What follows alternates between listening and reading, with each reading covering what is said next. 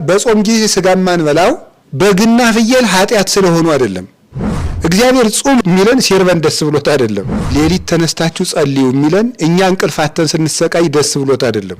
እንደዚህ ብናደርግ ጠብ የለ፣ ጭቅጭቅ የለ፣ ንትርክ የለ፣ አድማ የለ፣ ሐሜት የለ፣ ነገር ስራ የለ፣ ምን የለ፣ ስርቆት የለ፣ ውሸት የለ።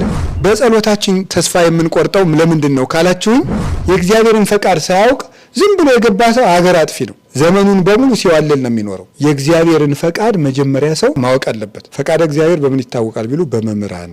አንድ የቤተ ክርስቲያን መምህር ያውቀዋል፣ እኔ ያውቀዋለሁ ማለት ነው። ደመወዝ ይጨመረን የሚል ቄስ ነው እንጂ አሁን እምነት ይጨመረን የሚል ቄስ አለ? ሐዋርያት ግን ተሰብስበው ጌታን ምንድን ነው ያሉት? ጌታ ሆይ እምነት ጨምርልን ነው ያሉት።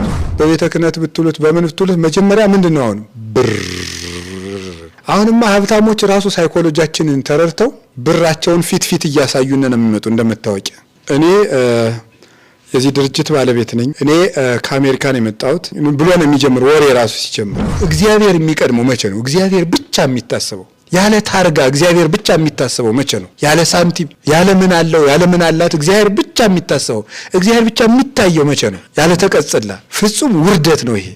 አብርሃም ሳያውቀው ከሀገር አስበልጦ የወደደውን አምላክ እኛ ግን ሙቶልን አውቀ ነው፣ ደሙን አፍሶልን አውቀ ነው፣ ስጋውን ቆርሶልን አውቀ ነው። አሁንም ሀገር ይበልጥብናል። አይገርማችሁም? ዘረኞች ነን። ከእግዚአብሔር ሀገር ይበልጣል። ሀገር እግዚአብሔርን ይተካል።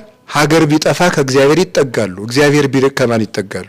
ከእግዚአብሔር ይልቅ አገርን አስበልጠን አገር ጠፍቶ እግዚአብሔር ብቻ ሲቀር ከማን እጅ እንጠጋለን? የእግዚአብሔር ፈቃድ ከሆነ ጎርባጣውም ምቹ ነው፣ ሰደቱም ርስት ነው፣ ማጣቱም ማግኘት ነው፣ ውርደቱም ክብር ነው፣ መለያየቱም አንድነት ነው። እግዚአብሔርን ደስ ካለው ሞትንም እንኳ ቢሆን እንመርጣለን። በቃ የሰው ልጅ በሃይማኖት ጸና ማለት እግዚአብሔርና ኃጢአት በየደቂቃውና በየሰዓቱ እየቀረቡለት እግዚአብሔርን እየመረጠ ሲጸና ነው። እግዚአብሔር ለአዳም ከሰጠው ከራሱ መልክ እፍ ብሎ ለአዳም ከሰጠው የመንፈስ ቅዱስ ጸጋ የበለስ ፍሬ ይበልጣል አይበልጥም? ታዲያ እንደዚያ ከሆነ እግዚአብሔር ትልቁን ሰጥቶ ትንሹን ለምንድን ነው የከለከለው? እስኪ የሆነች ንግድ ነገር ጀምሬያለሁ ተፍ ብዬ አንደኛዬን እዚያ በኋላ ልቆርብ እያሰብኩ ነው ይላል። ምን ተንተፋትፈህ ትቀራለህ? መጀመሪያ ለእግዚአብሔርና መጀመሪያ ለእግዚአብሔር ኋላ ለእናንተ። ሰው ሁሉ ደግሞ ዛሬ ምንድን ነው የሚያደርገው? ሰርቆም ቀጥፎም በልቶ